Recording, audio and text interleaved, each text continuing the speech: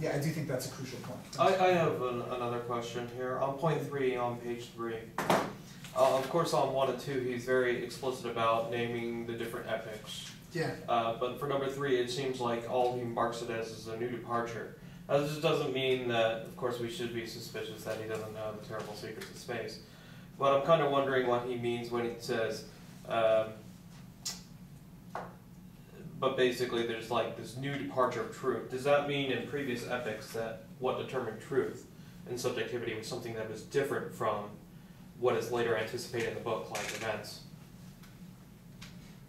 Yeah, I hadn't raised this question in those terms. I had assumed that the reason he just said new departure there was that he was essentially asserting this is the first epic of truth. That's how I read him without reflecting on it. I don't know whether that's a good reading. But truth effectively disappears after Plato, right? I actually would definitely agree with that reading, right? Because what we're dealing with here, especially given the context of, I mean, you have to keep in mind the context of science as ontology, and then the subject, which of course is the second period. So what we have is previously all ontology was linked to truth, right? It was understood as ontology is truth, right? What is it? Thinking, we'll get later in being an event, right? The Parmenidean,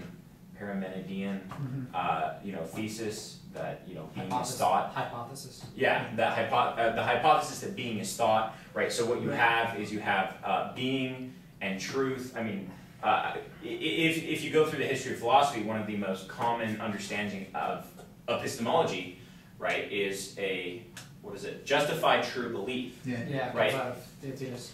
A really bad reading of the Theaetetus. Yeah. Thanks. But right, I mean, this is the point. Is truth has always been linked to knowledge. Yeah. It has always been linked to a scientific procedure or epistemology. And so this epoch, which I believe, it's interesting that he doesn't structure these 3 epochs in the same way he structures the 3 discourses. But in this case, Heidegger and the sort of decoupling of truth and episteme, right, epistemology of science, I think is what allows for the possibility of this new departure of truth as such. Yeah, I think that's exactly right. Well, also just to point that, right, he says we're in the 3rd epoch, we're in the 2nd epoch, but right now we're moving, and like for the 3rd point, right, we're moving into something new. Right, so it's moving down. Which, I mean, the 2 lectures I've heard you give on Badiou thus far are more or less reconstructing epistemology. Right. So would it be safe to say then that what Badiou is saying is that we're still in the first epic, but the only reason we're in the first epic of truth, or perhaps the only epic of truth, is that at one point we kind of associated truth with knowledge, and that was a mistake. Yeah, in other words, there was no difference before between science and truth. And Heidegger's move, the thing that Heidegger does that's so crucial here, is that Heidegger distinguishes truth from knowledge. Knowledge for him is still science, but truth is something else entirely. In that truth is aletheia, for the Greek word for truth, right?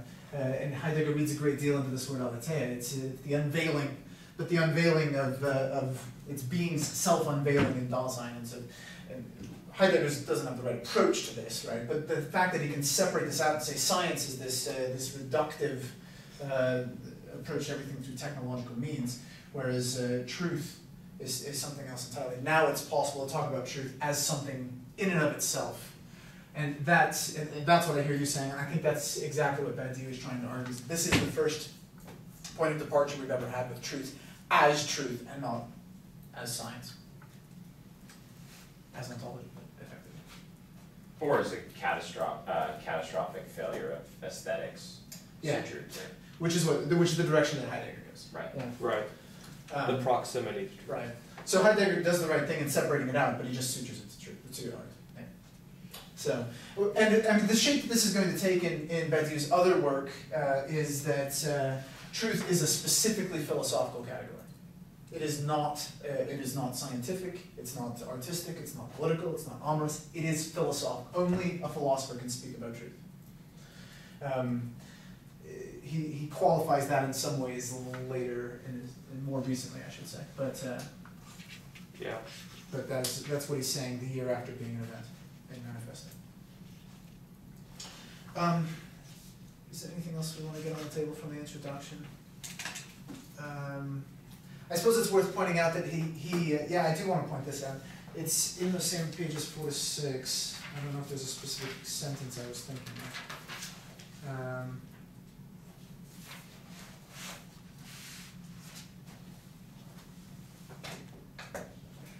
There it is. I'm just going to find it. Well, here versus the content question on the 596. Kant asked the question, how is pure mathematics possible? It's in its sense to identify space and time as pure arbitrary intuitions, but then Badiou says, rather pure mathematics being the science of being, how is a subject possible? Yeah, and I do like that formulation, right? This reversal of Kant's question. The thing I was trying to find, I'm not seeing it right now, but it's in these 3 pages somewhere, at least implied. I don't know if you didn't You say recall it. But yeah, the idea that I want to get from it is that what he eventually came to, and this is what finally launched him on this book project, is that it's the relationship between belonging and inclusion in set theoretical mathematics that really sets him on this project. Once he sees that what is included is always in an errant excess of what belongs to a situation. That sounds like a whole lot, but that's what the rest of this book is about, so don't get too stressed about that. Right? Yeah. But it was when he caught hold of that he saw that he'd gotten somewhere. Which is why he says, if you read the preface, the author's preface, what is it called? Yeah, the author's preface he wrote when this was translated. He says, this is the most important book since Being in Time. And I think the reason he's saying that is because when he latched onto that question of belonging and inclusion, he realized he'd made a major break in philosophy. Is that where he talks about presence versus present? Or what is it, how he puts it? Where are you at? Well, I'm on the middle of page 8. Oh. But, it's present versus presentation. Oh, no. Okay. No, it's the difference between presentation and representation. But yeah, I may have just read it into it as I was reading it when I wrote it in my notes. But it was when he discovered this question of excess that he realized he was onto something. And I think that's crucial because that outlines the rest of this book. Not only is that the question he's going to be dealing with and working out in great detail and building up, especially in part 2 of the book, but when we get to parts 7 and 8 of the book, they're dedicated to an extensive analysis of whether there is a subject in ontology. Not a subject who can do ontology, but a subject within ontology. And it's there in that strange connection that mathematicians have actually forced between belonging and inclusion. That he says we've actually got a mathematical, ontological trace of the subject. So I think it's a question we want to keep somewhere in the back of our minds, that's where he really makes his break. Sorry, what are the other epics of ontology? Of science? Well, you talked about the first epic of ontology. The Greek discovery of mathematics, and then there's the Galilean, and then the Galilean mathematization So you've got physics. You basically got from can't think of the guy's name suddenly. Wait, what? Crazy Pythagoras. Oh, no, actually not Pythagoras. Euclid. Euclid. Yeah, with his Euclidean geometry is more or less what launches method. Pythagoras is a bit more sticky, historically speaking. But yeah, Euclid basically launches the entire mathematical scientific project. Yeah, I mean, like he names Plato the first philosopher because that's present in his works. Right. He has questions of love in the Symposium of Phaedrus. He has questions of politics in the Republic, the Statesman, the Laws. Questions of art. Well, art with the Greek tragedies. He basically says. See, I was interesting why he chose the Galilean Revolution as the second epic, and I was wondering about that. Do you think it's because it was a break from the idea of perfect forms and things like that? It was a break from Aristotle, wasn't it? Yeah, it's the break with Aristotle is what he's going to mark. More than anything. But more or less, it's the actual foundation of science as we're doing things like astronomy now. So it's the rupture of nature. Nature's now written in numbers. Right. I mean, but what enables that is the fact that we're allowed to break away from the perfect circles of the traversements, planets, and whatnot. Maybe Space. Yeah, I reread Lacan's Seminar 20 lately, so that's why I'm waffling on that, because Lacan has such interesting claims about what's going on with Galileo there. But yeah, I mean, more or less. But the idea being that Aristotelian philosophy is if you will, it's circular in the sense that it's all a question of place, right? It's a question of nature is a mobility and a returning.